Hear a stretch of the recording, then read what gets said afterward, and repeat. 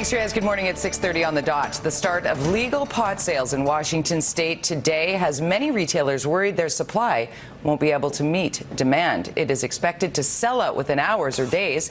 Some shops saw lineups starting at 3 a.m. and there are also concerns the shortage could drive prices up as well. There are suggestions a gram of recreational marijuana could sell for around $25, and there are warnings to Canadians that you could still be deemed inadmissible to the U.S. if you admit to smoking it or if it is caught in your possession. Meantime, after almost 5 years behind bars, the Prince of Pot gets set to leave a U.S. jail tomorrow. Marc Emery pleaded guilty to selling marijuana seeds to Americans in May of 2010. After he is released, he'll be sent to a private deportation facility in Louisiana to complete paperwork and will then be flown to Detroit. From there, Emery and his wife Jody plan to kick off a 30-city cross-Canada advocacy tour. She notes he will be released the same week Washington state issues its first recreational marijuana licenses. Jody Emery is expected to join us live in studio here on Breakfast Television just a little later on this morning. A woman who was simply out walking her dog is in hospital with serious injuries this morning after she was hit by an SUV in Surrey late last night. Gregg Harper is on the scene and brings us the very latest. Greg?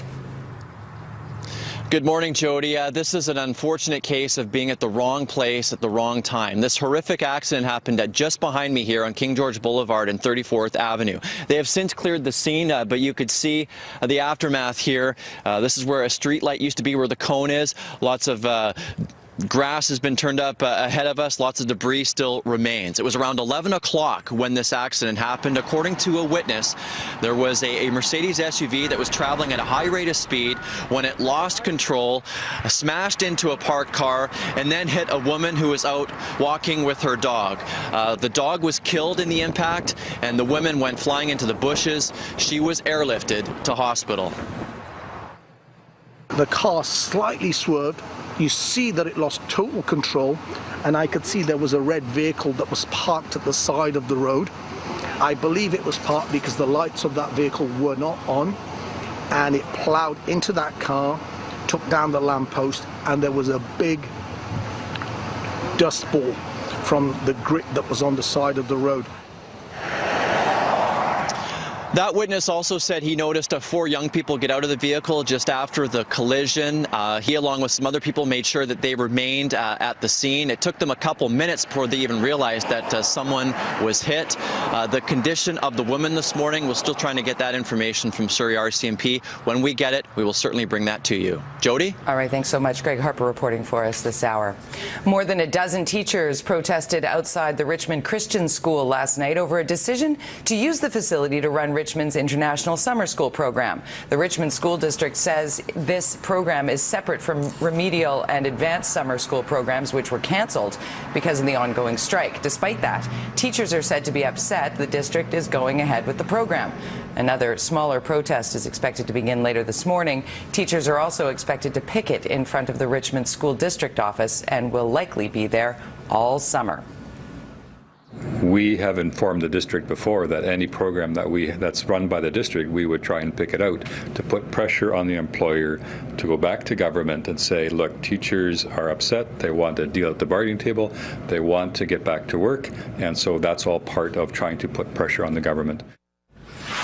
Meantime, grade 8 to 10 students in Vancouver are picking up their incomplete report cards this week from their high schools as the strike drags on. The province and the teachers' union have been looking at mediation to help resolve the labor dispute, but so far none of the requested mediators have been willing to get involved. Last night, the Vancouver School Board voted to ask the teachers' union and the BC government to use binding arbitration to settle the issue before September.